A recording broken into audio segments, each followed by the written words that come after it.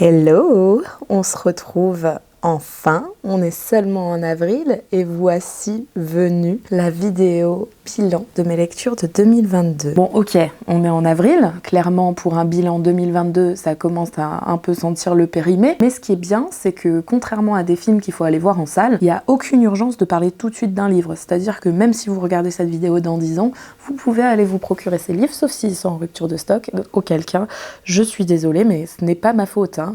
Ils auraient été en rupture de stock même si j'avais fait ma vidéo en janvier. Je suis dans un nouveau lieu avec des faux rideaux parce que je n'ai pas encore cousu ces rideaux, mais il me fallait quelque chose pour ne pas être à contre-jour face à ma fenêtre. Le résultat est que vous avez une image qui dégueule de motifs de fleurs et que peut-être vous avez déjà mal à la tête. Désolée d'avance, mais en même temps, c'est une vidéo où il n'y a aucun problème pour l'écouter comme un podcast, vu qu'il ne va pas se passer grand-chose. Et pour celles qui regardent, j'ai appris de mes erreurs et je me suis assise histoire de ne pas vous donner le mal de mer comme dans ma vidéo de l'année précédente. Aujourd'hui, j'ai fait un make-up hyper simple parce que j'ai la fatigue et un orgelet, donc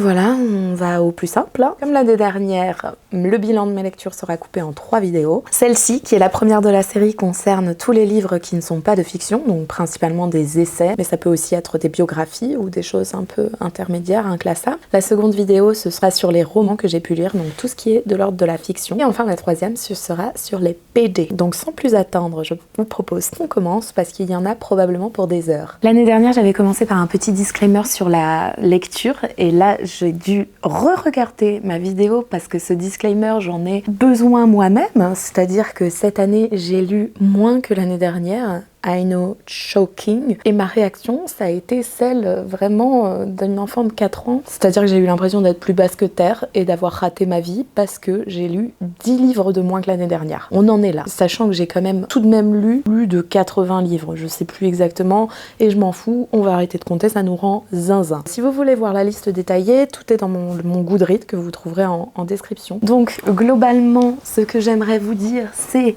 que la meilleure vision de la lecture pour moi, elle a été résumée par Daniel Penna quand il a fait les droits du lecteur. C'est-à-dire que le premier droit, c'est le droit de ne pas lire. Après, il y a aussi le droit de sauter des pages, de lire dans le désordre, de lire que la fin, de ne pas finir. Et c'est des très bonnes lignes de conduite. Ne vous sentez jamais obligé de lire. Il y a des années où on lit 0 livre, il y en a d'autres où on en lit 100. En plus, décomplexez-vous parce que vous lisez beaucoup plus que vous ne le pensez. C'est-à-dire que lire Mediapart sur son téléphone, lire des blogs, lire des mangas, tout ça, c'est de la lecture. Arrêtez de le dévaloriser. Ceux qui vous l'ont dévalorisé, c'est des gens qui ont une approche très pédante de la lecture que personnellement j'essaye de rejeter à tout prix. Quand on vous propose un chef-d'œuvre que vous lisez et que vous trouvez ça à chier, bah c'est légitime et rien ne vous force à le lire jusqu'au bout. La vie est trop courte. Lisez que des trucs qui vous donnent du plaisir ou qui vous font ressentir des choses. Et inversement, en fait, si vous lisez des romans de gare mais que ça vous apporte une joie pure, eh bien continuez. Ou même sans joie, en fait, si ça vous divertit, si ça vous vide l'esprit, si voilà, c'est un bon moment globalement, et ben c'est légitime. Il faut que la lecture soit un plaisir, mais il faut pas que ça soit une souffrance de ne pas lire. Si vous ne lisez pas, on s'en fout complètement. Petit disclaimer fait,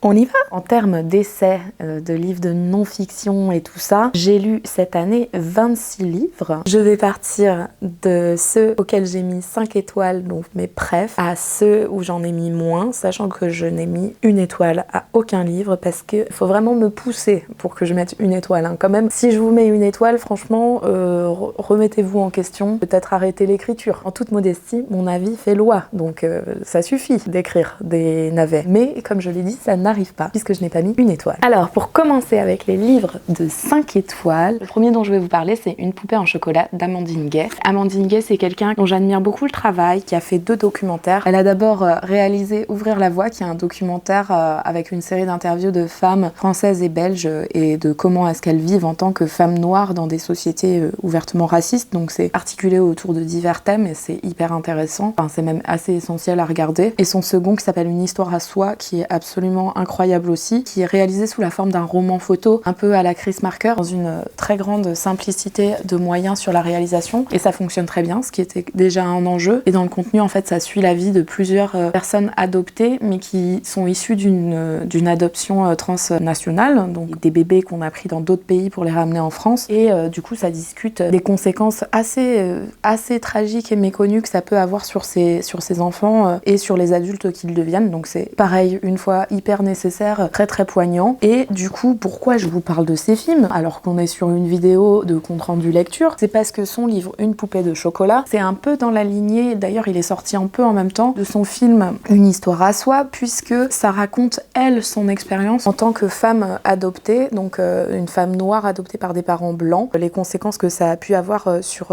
sa vie, le fait de ne pas connaître sa mère biologique, de vivre le racisme dans une famille qui ne connaît pas ça. C'est assez passionnant, assez fascinant, et c'est vraiment des sujets dont on ne parle pas du tout, l'adoption. Ça en fait un livre essentiel, et puis même au-delà de ça, Amandine Guess est une militante hors pair de la cause afroféministe LGBT queer. Il faut absolument lire ce qu'elle fait. Ce livre est aussi un super manifeste sur la manière de faire famille autrement, le fait de trouver des chemins détournés pour créer une famille. Ça contient aussi énormément de conseils très pratiques pour ne pas recréer des traumatismes chez les personnes adoptées, donc très bien. Ensuite, j'ai lu Les papas en danger de Édouard Leport. C'est pas ouf d'ailleurs, vu les sujets de leur livre, ils auraient pu faire un effort, mais c'est les éditions de la Maison des sciences de l'homme. Ça aurait été mieux les sciences humaines, hein, quand on publie des livres aussi féministes. Bon, ça picote, c'est dommage quoi. Fallait aller au bout du truc quoi. J'imagine que c'est un héritage d'un truc qui existe depuis longtemps, mais quand même on peut se poser la question de se renommer. Bref, toujours est-il que ce livre Les papas en danger, c'est une étude d'un sociologue qui a rejoint tous les mouvements et les associations qui s'appellent genre SOS Papa, qui regroupent des pères qui se sentent lésés parce qu'ils n'ont pas obtenu la garde de leurs enfants et du coup qui font du lobbying pour récupérer la garde de leurs enfants. Et du coup, il s'est intégré dans ce milieu pour chercher à comprendre qui sont ces pères et pourquoi ils se sont retrouvés sans la garde de leurs enfants, hein, surtout. C'est une étude assez fascinante parce que, déjà, ça montre sans grande surprise la grande misogynie de ces hommes et le fait qu'ils ne se battent pas du tout pour leurs enfants, en fait, hein, ils se battent pour eux. Ça souligne le fait que déjà, un juge, si les deux parents demandent la garde et qu'il n'y a pas de fait de violence, le juge accordera toujours une garde partagée parce qu'il y a une préférence dans le fait d'être élevé par deux parents que par un seul. Les cas où les pères n'ont pas la garde de leurs enfants, c'est en grande partie parce qu'ils ne l'ont pas demandé. Quand on ne demande pas, on n'a pas systématiquement. Pour ceux qui ont demandé mais qui ne l'ont pas obtenu, on constate assez aisément en fait qu'ils ne l'ont pas obtenu parce qu'ils sont auteurs de violences, que ça soit conjugale ou infantile. Donc il y a une bonne raison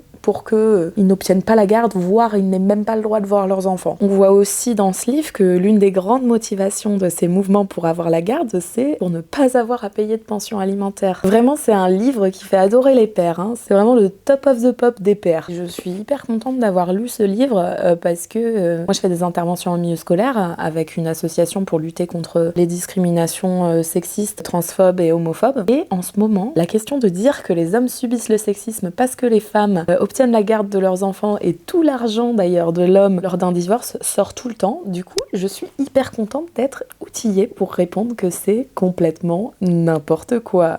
Ensuite, j'ai continué de lire Bell Hooks en m'attaquant à Ne suis-je pas une femme. Si je me trompe pas, je pense que c'est l'un de ses premiers textes. Je l'ai lu il y a longtemps, tout est confus dans ma tête, c'est un peu la honte. Qu'est-ce qu'il dit sur la 4e de couverture? Ce livre parle spécifiquement de la marginalisation des femmes noires aux États-Unis. Toute cette étude, c'est pour montrer à quel point on ne considère pas les femmes noires comme des femmes. Elles n'ont pas ce statut, elles ne sont pas traitées du tout comme des femmes blanches, elles ne sont pas traitées non plus comme des hommes noirs. C'est un peu, je pense, le afroféminisme 101, donc je suis contente de l'avoir lu. Petit à petit, je vais finir par réussir à lire toute la bibliographie de Bell Hooks. À chaque fois que je lis un de ses livres, sauf une petite exception qu'on verra plus tard, je me sens très très chanceuse d'avoir accès à une pensée aussi riche et intéressante que celle de Bell Hooks. Donc lisez Bell Hooks. Ensuite, j'ai lu Reconnaître le fascisme. Alors celui-là, je l'ai pas en vrai, mais c'est pour une raison très simple, c'est que vous le trouvez en ligne en 2 temps 3 mouvements. Moi, je l'ai lu en PDF. Vraiment, il y en a pour 20 minutes de lecture, hein. Ça doit faire moins de 50 pages, et encore, hein, peut-être 30 pages. Umberto Eco, donc c'est quelqu'un qui a connu le fascisme, et il a écrit ce livre pour donner des points de vigilance, pour reconnaître les systèmes fascistes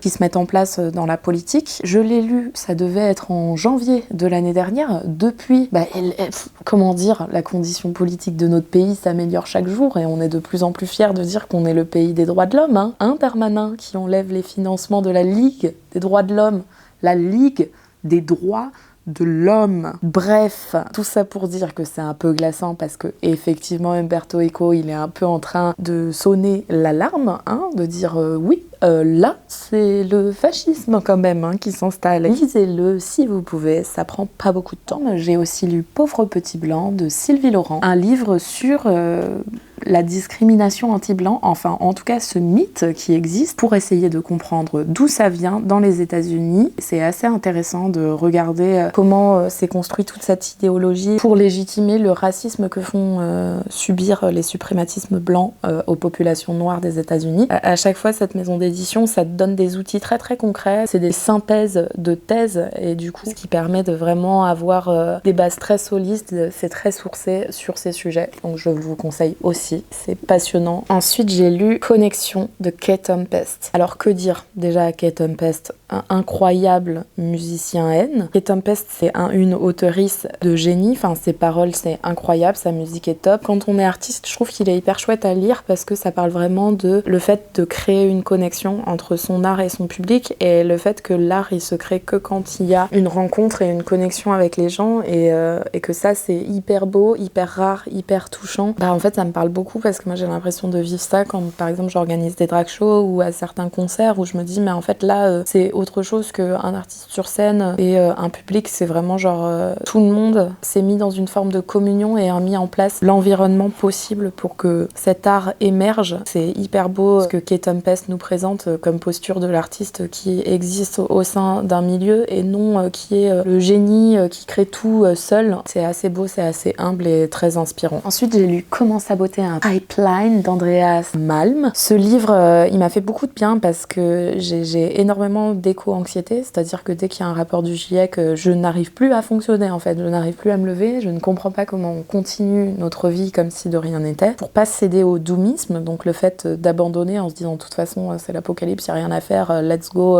faisons la fête jusqu'à ce qu'il y ait une météorite qui nous tombe dessus. Donc pour ne pas céder à ça et rester dans l'action et rester dans l'espoir, Andreas Malm, il propose pas mal de choses en fait. Ce livre, il est assez optimiste. Enfin, optimiste non, mais très motivant. Déjà, il dit que plus la planète risque de se réchauffer, plus ça légitime nos actions. C'est-à-dire qu'on peut pas se dire oh, on a raté la barre des 2 degrés, on va être à 3 degrés, donc abandonnons, c'est déjà raté. Et il dit bah non, plus c'est raté, plus il faut s'engager pour essayer de remédier à ça. Tout le postulat aussi de ce livre, c'est de dire, vu l'enjeu climatique qu'il y a sur la pérennité, sur la survie de l'humanité, on est très gentil. On est très gentil dans nos manifestations, on est très gentil dans nos manières de revendication. Et en fait, c'est un peu un livre qui incite à faire plus, quoi, à être un peu vénère. Et il dit, en fait, c'est comme si c'était une guerre. En fait, on va tous disparaître de la Terre parce qu'on ne fait rien. Donc, let's go, en fait. On va saboter des pipelines, on va détruire des usines polluantes, on va désactiver des SUV, comme ils disent. Donc, par exemple, un petit guide pratique de comment est-ce qu'on peut mettre hors d'usage un SUV, là, ces grosses machines répugnantes de riches qui polluent plus que tout. Ça donne envie de faire des trucs. Je suis sûre que vous avez entendu parler de lui parce que là, c'est un peu l'exemple même de l'écoterrorisme selon notre gouvernement qui a envie qu'on brûle dans les flammes de l'enfer et qui s'en fout un peu qu'on n'ait plus rien à boire d'ici l'année prochaine puisque eux, ils ont leur eau volée de Nestlé. Voilà, lisez-le, c'est hyper cool.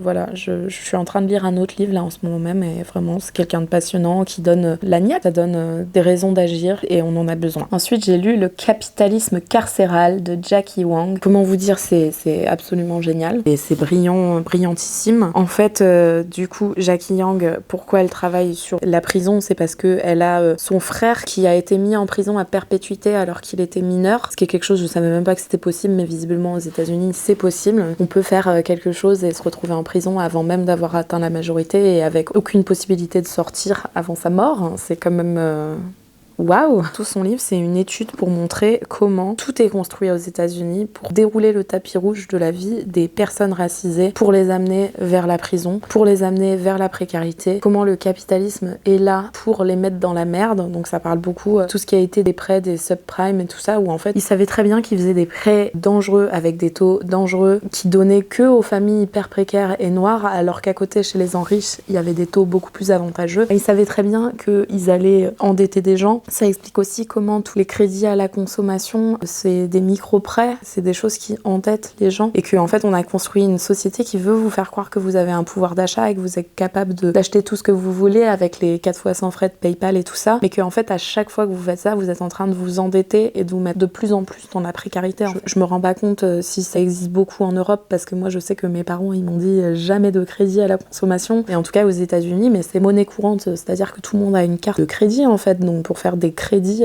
constamment, où en fait c'est un endettement constant, parce qu'après on paye les choses beaucoup plus cher que ce qu'elles ne sont à la base. Donc ça c'est le côté un peu capitalisme, et le carcéral aussi pareil, c'est un chemin tout tracé pour les personnes noires, et en comment ces deux-là se rencontrent en fait, comment l'appareil policier et carcéral rencontre le racisme et le capitalisme pour vraiment précariser à outrance et détruire les civilisations racisées des États-Unis. C'est extrêmement mal résumé, mais lisez-le, c'est vraiment passionnant. C'est une photographie un peu déprimante, mais à mon avis hyper nécessaire, d'une des manifestations du racisme aux États-Unis et sûrement dans d'autres pays, qui passe par la répression policière, par le pénitencier et aussi du coup par le capitalisme. Alors ensuite, j'ai aussi lu de Silvia Federici, Réenchanter le monde. Je l'ai lu il y a longtemps, donc mon résumé risque de pas être fifou. De souvenirs, ça parle de toutes les entreprises de mise en commun qui ont pu être faites dans le monde, souvent dans des lieux en fait qui résistent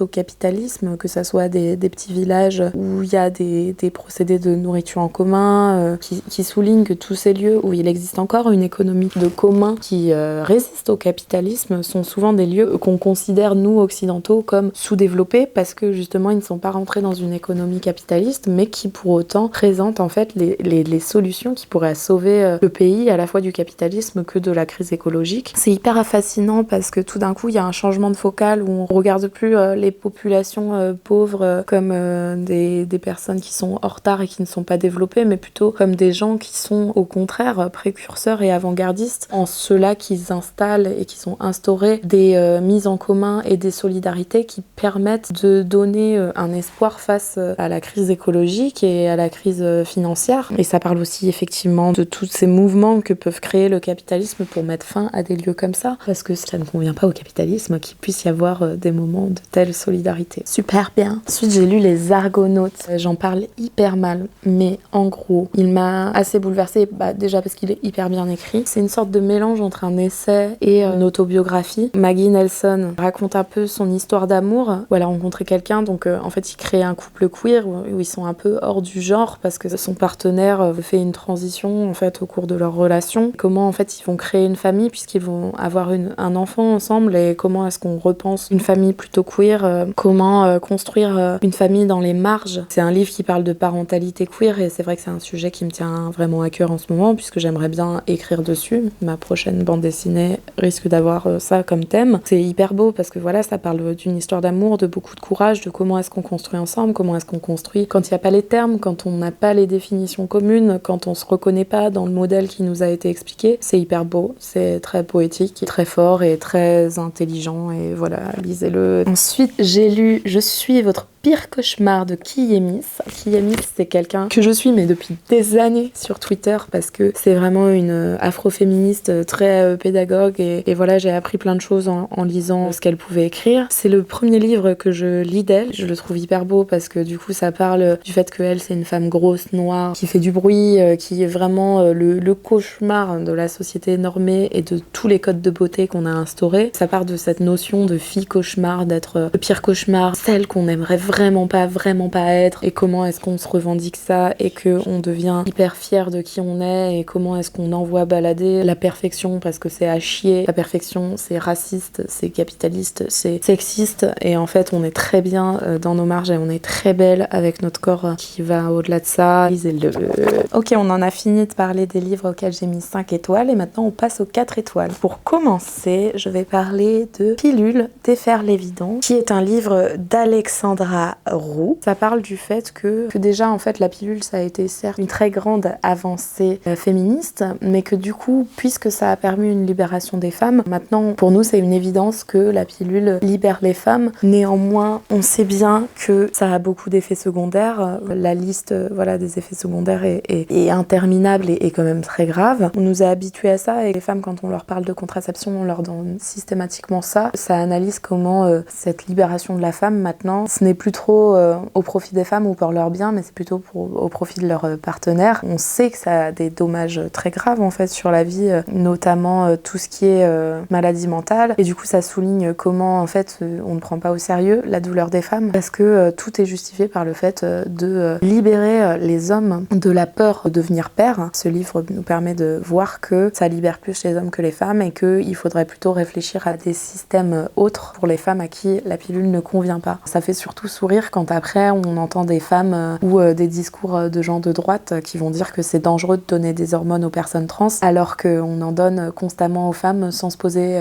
aucune question et sans sourciller et en se foutant complètement des effets secondaires qui sont connus et que les femmes soulignent depuis des années et qui sont loin d'être peu graves. C'est hyper grave d'être dans un état de dépression constant, de risquer des cancers, voilà, en fait il y a très peu de médicaments et de traitements qui sont aussi dangereux. Et pour autant, puisque c'est pour libérer la sexualité, ça passe crème. Donc une lecture très très intéressante. Ensuite, j'ai lu Féminisme et réseaux sociaux de Elvire Duvel-Charles. Alors moi, c'est quelqu'un que je ne connaissais pas du tout. Je vais vous avouer un truc, j'ai juste vu passer la couverture sur Instagram et je me suis dit mais qu'il est joli. Et puis après, je suis allée à la librairie et il était là et il était toujours joli. Du coup, je l'ai acheté. Il me semble que c'est quelqu'un qui a créé le compte Clit Revolution. J'ai eu peur à un moment d'acheter un livre en mode genre de Dora Muto ou son alter ego et que ce soit un truc de TERF, mais en fait pas du tout. C'est quelqu'un qui prend bien en compte toutes les femmes. Elle ne nie pas la transphobie qui est très très présente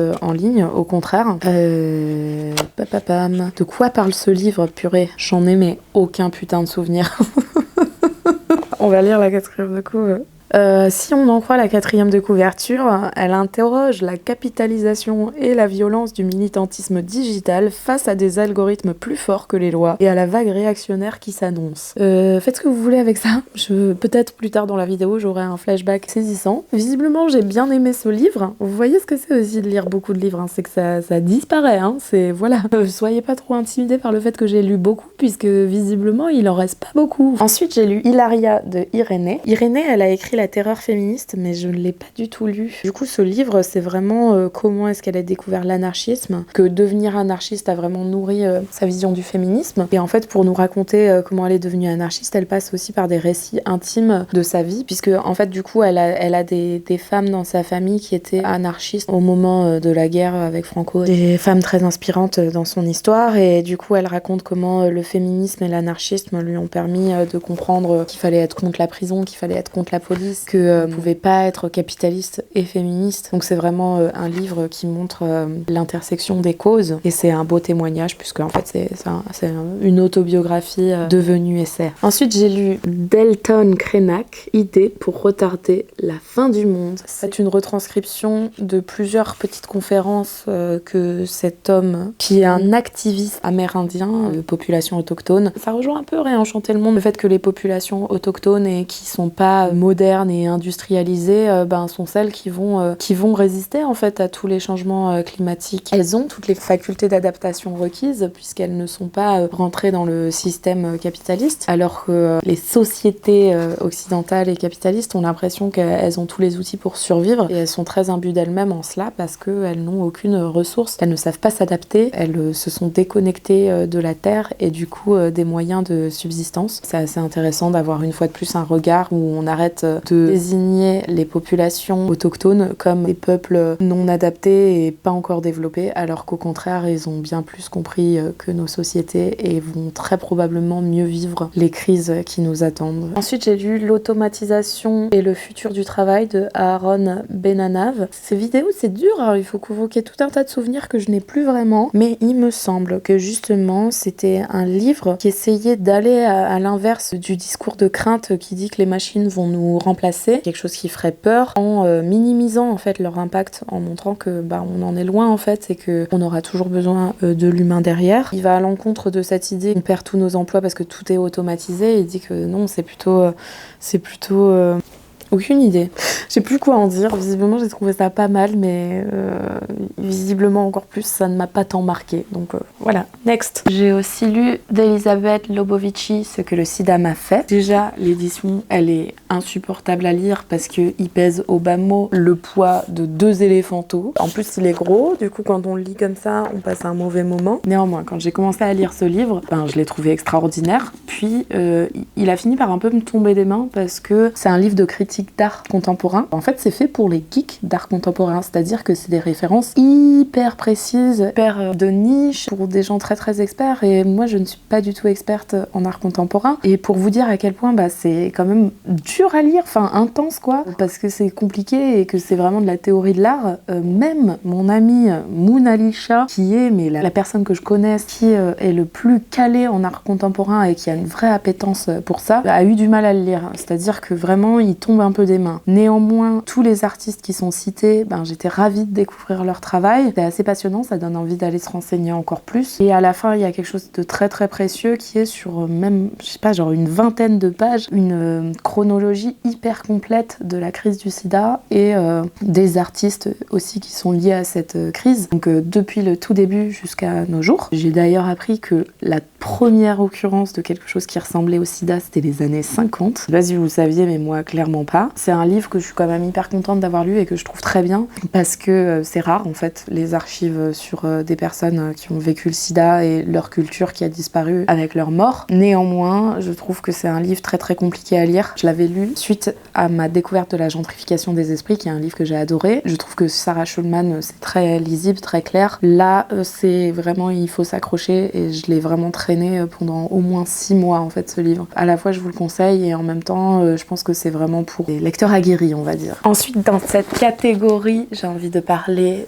du magazine La Déferlante. J'ai lu le numéro 1 et 2, puis après le 7. Oui, donc il y a un trou, mais qui s'explique très simplement, qui est que j'ai acheté le 1 quand le 1 est sorti, je ne l'avais jamais lu, j'ai fini par le lire, puis je me suis dit, je vais tous les acheter. Donc j'ai acheté le 2 que j'ai lu, et après je me suis dit, mais je vais m'abonner. Du coup, je me suis mise à lire le 7, qui est le premier numéro que j'ai eu en tant qu'abonnée. D'ailleurs, je l'aime d'amour, puisque ici, il y a ma très chère Lucille Gauthier, que j'adore. Ça a été fait par Léa Jerizi, cette couverture qui est aussi une amie que j'adore. Du coup, cette couverture, elle est full of love. Et maintenant, la nouvelle illustratrice pour les couvertures, c'est justement Lucille Gauthier. Que dire sur ces revues? Je vais en parler ensemble. C'est une revue qui est hyper chouette. Déjà, elle est belle, ça sent bon. Oui, j'aime l'odeur des livres. La maquette est absolument magnifique. Il y a plein d'illustratrices, surtout d'illustratrices en fait, de talent dedans. C'est une revue dont le principe est de parler de toutes les révolutions féministes actuelles et même l'histoire du féminisme, en partant du postulat que tous les féminismes ne se valent pas. Donc clairement, vous ne lirez jamais dans ce magazine des théories TERF et c'est tant mieux. Chaque numéro est centré autour d'une thématique qui est un verbe à l'infinitif, donc ça peut être manger, jouer, combattre.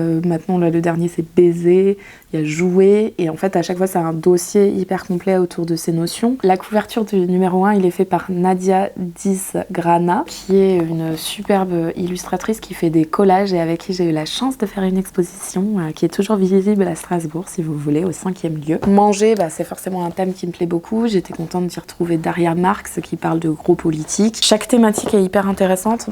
Alors forcément celui-ci qui parle de réinventer la famille, ça m'a particulièrement touchée parce que je me répète, mais j'essaye de travailler sur une bande dessinée qui parle des familles queer et de parentalité hors norme. Donc forcément, j'ai bien aimé ce dossier qui m'a éclairé et montré des formes de famille que je ne connaissais pas du tout. Super revue. Ok, maintenant on passe aux 3 étoiles. Donc plus on avance, moins il y en a parce que je suis bon public. Pour commencer, je peux vous parler de Martine Delvaux, Le monde est à toi. Ça, c'est une lettre d'une mère à sa fille, ce qu'elle espère pouvoir lui transmettre en tant que féministe, en tant que mère féministe. On me l'a à fond vendu ce livre en me disant c'est hyper beau, c'est très touchant machin, et en fait ça m'a un peu laissé ça m'a pas fait grande impression quoi. Je trouve ça bien mais pas révolutionnaire du tout. Du coup j'ai pas grand chose à en dire, je crois. Voilà, c'est un peu à l'image du sentiment que ça m'a fait, pas grand chose. Sans que ça soit de la merde, hein. Il est bien, hein, mais c'est juste moi, ça m'a pas bouleversé quoi.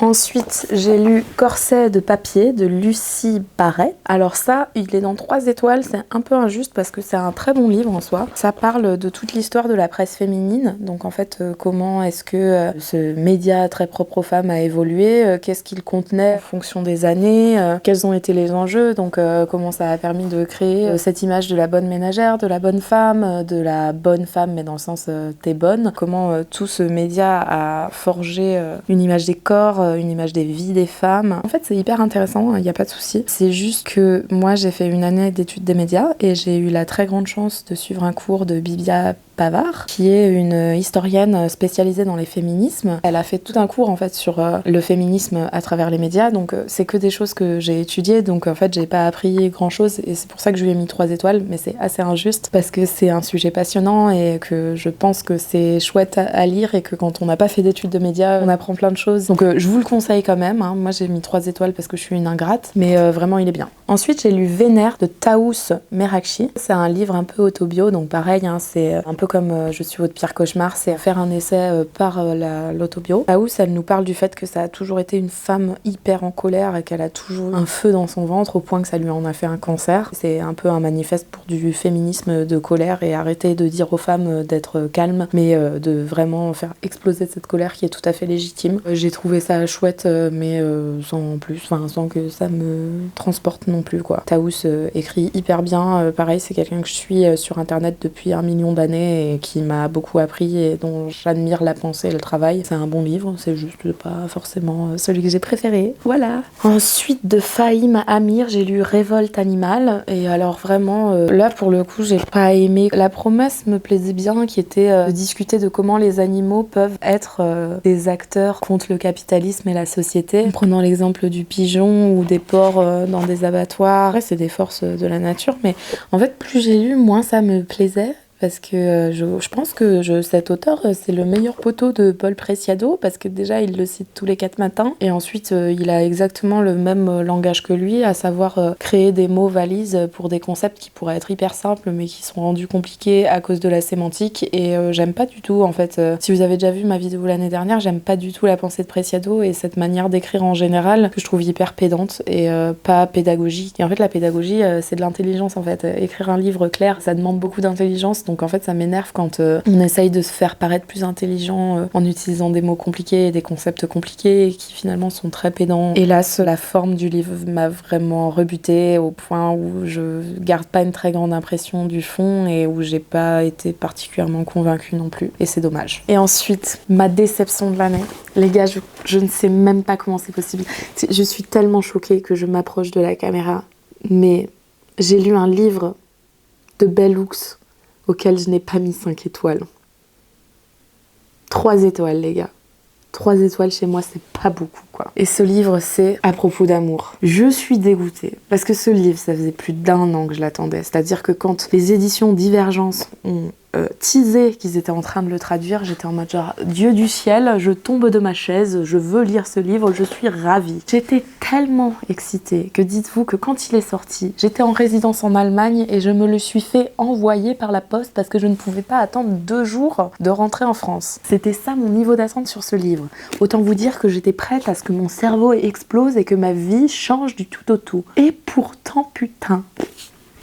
Comment dire, Bell Hooks va parler d'amour à travers plusieurs sujets. Il y a cette écriture de Bell Hooks qui est radicale, qui est straight to the point, j'ai ma thèse, c'est la bonne, on y croit. Dans plein de livres, c'est super. C'est une pédagogue hors pair et tu te dis, elle a raison. Dans celui-là, j'ai vraiment senti que c'était une femme hétérosexuelle, déjà, de 1. Sa vision de l'amour, elle est très hétérocentrée. Le moment où vraiment le livre m'est tombé des mains, c'est qu'à partir d'un point du livre, elle se met à parler de l'amour en disant qu'il n'est possible que si on vit dans la religion ou à minima dans une forme de spiritualité et que sans cette spiritualité on ne connaîtrait jamais le vrai amour et du coup à partir de là c'est un pamphlet pour l'amour de Dieu. Comment dire, j'ai beaucoup de respect pour les gens qui aiment Dieu, qui croient en Dieu. Je trouve que ça doit être une force incroyable et si on pratique sa religion de manière respectueuse envers les gens, et je sais que c'est possible pour avoir des amis qui le font, je trouve ça super, mais néanmoins moi je suis une personne qui est profondément athée. J'ai des formes de spiritualité, mais en fait, ma forme de spiritualité, c'est juste justement de me dire que les humains c'est beau, les animaux c'est beau, voilà. Mais clairement pas qu'il y a un être supérieur ou une entité supérieure qui crée l'univers, ça je n'y crois pas, c'est comme ça. Et je trouvais ça particulièrement violent de s'entendre dire que je ne connaîtrai jamais l'amour à cause de ça. Non seulement j'ai pas l'impression d'avoir appris des trucs, d'avoir réfléchi à mes relations, mais en fait ça m'a déprimée. C'était vraiment la déception du siècle. En parlant un peu autour de moi, je me suis rendu compte que c'était la déception du siècle pour beaucoup de gens. Alors, il n'est pas pour moi ce livre. Peut-être il sera pour vous, hein. Je sais qu'il y a des gens qui l'ont adoré aussi. Le dernier livre, c'est le seul qui a obtenu la merveilleuse note de 2 étoiles. Et j'avoue que le timing est mauvais parce qu'il concerne notre nouvel prix Nobel de littérature. C'est le livre Un jeune homme d'Annie Ernaux. Pourquoi a-t-il 2 étoiles? Parce que c'est pas non plus une merde, hein. Genre, on est d'accord que Annie Ernaux, c'est notre vie, c'est notre sang, et quelle chance de l'avoir sur Terre. Comment dire, imprimer un livre qui fait 15 pages, le vendre 20 €, non, non, non. Je pense qu'en fait, cette note est motivée par le fait que je trouve que c'est dégueulasse en fait de faire autant d'argent sur 3 lignes, sur un texte qui est clairement soit un discours, soit un article en fait. C'est un article dans un journal, c'est pas un livre. Et en fait, vraiment, j'ai jamais lu un livre aussi vite. C'est-à-dire que ça fait 15 pages quoi. Ça fait 15 pages les gars, écrit en gros. On le lit en 10 minutes top chrono quoi. Enfin, en fait, ça va au fond de rien. Ça a le temps de raconter rien. Ça me donne l'impression que ça raconte des trucs qui sont racontés de manière mais 1000 fois plus intéressante dans d'autres livres un peu plus longs.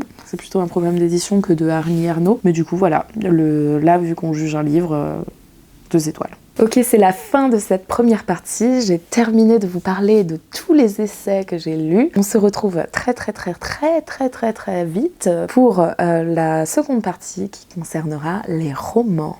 Allez, bye bye!